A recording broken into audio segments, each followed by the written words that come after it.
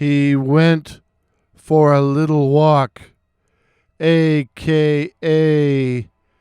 drag. I'd been putting on a little weight, and so I decided I needed to get more exercise, and I figured I'd begin with a morning walk. It was still pitch dark when I slid out of my warm bed.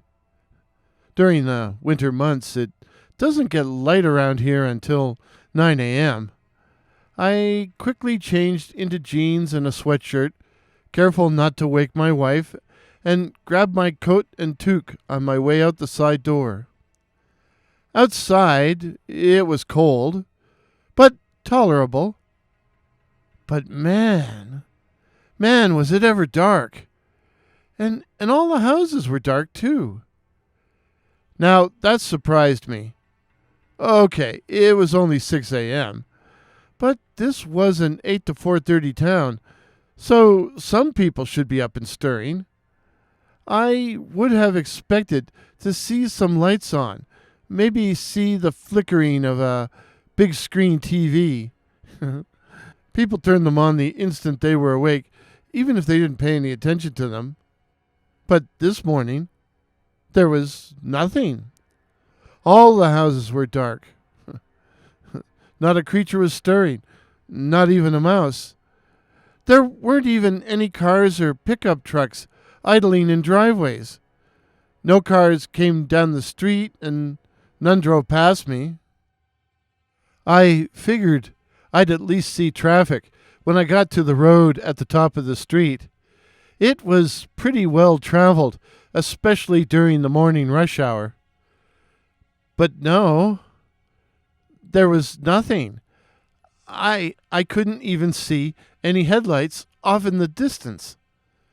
What was going on? Had I gotten up too early? Was it actually 3 a.m.?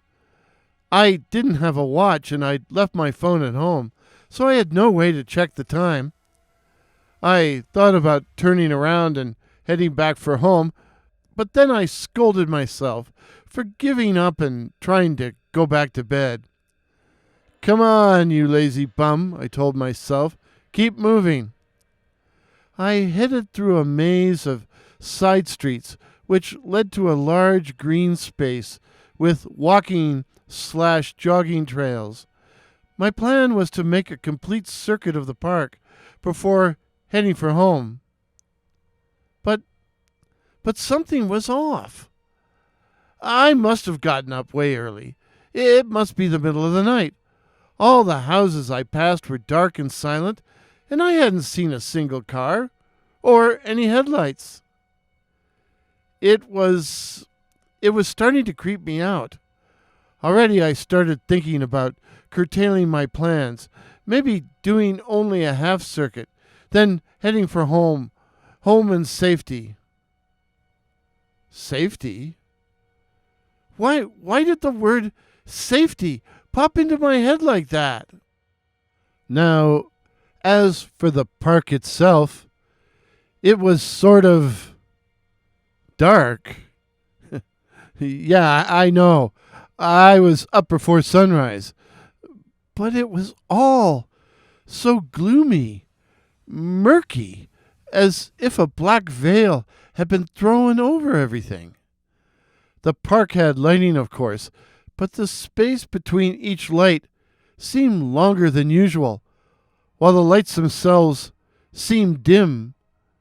The night was overcast, no moon or stars, and while there was snow on the ground, the low cloud ceiling failed to reflect it. I picked up my pace in order to get through my walk as quickly as possible. I had gone several hundred yards or so into the park when I heard a sound coming from somewhere behind me. Now, this park had gravel pathways, and even though there was snow on the ground, the white stuff tended to cover the dead grass, not the trails. And so I was conscious of the scrunch, scrunch, scrunch of my walking shoes as I moved along. But I could also hear another sound, very faint, very faint. And so I stopped and listened, and there it was. A low, shuffling, dragging sound. It sounded like someone or something dragging a foot or something else behind it. Something like a body. Now, why did I think of that? I looked behind me, but it was impossible to see in the gathering gloom, for now I noticed that an opaque fog had begun to roll in, which further obscured my vision. Still something was there, on the trail behind me, barely visible in the murk and mist, a darker smudge straddling the trail and moving towards me. But in the darkness and the distance, it was impossible to tell if it was humanoid or just some sort of black blob moving low to the ground. Everything had gone quiet, too quiet. There was no distant traffic sounds and no nature sounds. No nature sounds like the crying of the wind. Nothing but drag, drag, drag. I tried to focus my eyes on the dark figure, tried to see more clearly. And then suddenly I was running full tilt, almost sobbing in terror, for a wave of intense and ghastly fear had grabbed me and shook me to my core. It was hard, glacial, irrational, cumulative fear. The darkness, the silence, the loneliness. And now this what? Whatever it was, I knew it meant to harm me. I ran and ran and ran and ran, and everything was as dark and as deserted and as silent as before, the only noise being my own labored breathing. I ran until I was home safe. Or so I thought. My key wouldn't unlock the side door. I rang the bell. My wife would be pissed, but she'd let me in before that thing, whatever, could get me. But a man opened the side door, a thin, balding man, about 10 years younger than me. He squinted at me and said, "What do you want?" I almost yelled, "This is my house." He started to close the door, but I hit it with my shoulder, pushing my way into the connecting kitchen. And now I was yelling, "Where is she? Where's my wife?" A young woman with short blonde hair came into the room crying, "What's going on? Who's this man?" It got physical then, with him, and I got physical right back. She called 911, and I've been locked in this little room ever since. No one will answer any of my questions.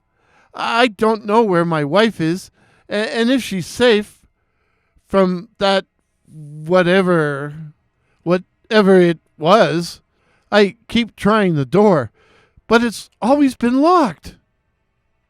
Until now. Now, I turned the door handle, and it opened, admitting me to a darkened hallway. Maybe this was my chance to get home, to find my wife. The corridors seemed endless, and there didn't seem to be any lighting at all. I moved down it as quietly as I could, when I heard a sound behind me. I listened. I'd heard it once before.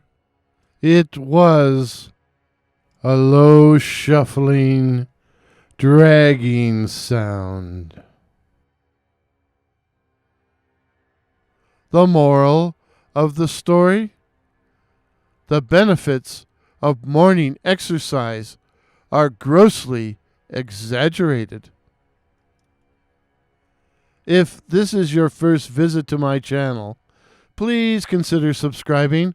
My name is Warren, and I write and tell original ghost stories and original horror stories, featuring such cryptids as the Night Floaters, werewolves, and the Black-Eyed Children. So again, please consider subscribing. Please help me to reach my goal of 2,500 subs. Till midnight. Cheers. Pictures used in today's video, courtesy of Pix here, that's PX here, while the music by that patron of the internet, Kevin MacLeod, is Unseen Horrors. Unseen Horrors. Let me know how you liked it. Thank you for listening. I hope you enjoyed today's story and didn't find it a bit of a drag.